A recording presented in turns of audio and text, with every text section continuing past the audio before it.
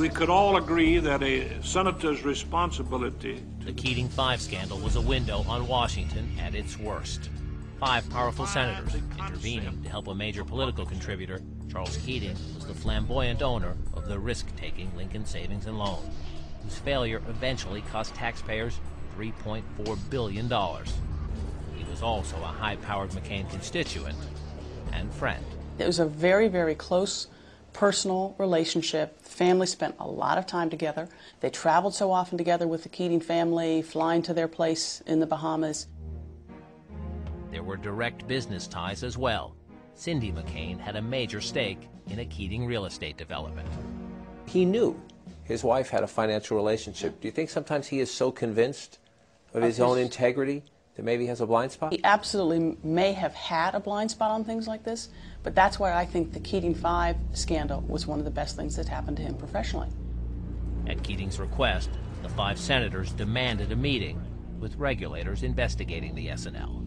My mistake was to go to the meeting, but at the meeting I said that I wanted no special favors. I wanted no anything done that would be appear unethical or wrong.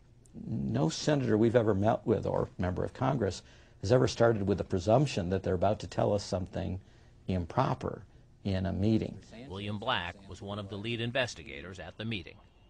And our feeling was, if he's scared, we should be petrified. The Senate Ethics Committee investigated. The special counsel recommended McCain and another senator, John Glenn, be dropped from the probe. But in the end, McCain and Glenn got mild rebukes for poor judgment, much less harsh than the findings against the other 3 senators. Senator McCain was unique among the 5 senators in having a direct financial conflict of interest involving direct investments. Former regulator Black is unforgiving. On judgment, ethics, and truthfulness, he failed this test as badly as you can fail. Mr. Black can say what he wants to. Everybody can say what they want to. Bob Bennett was appointed as a special investigator. He said I should have been dropped from it, and he said that it's the worst injustice he's seen in all of his years in Washington, D.C. I think people will take Mr. Bennett's word.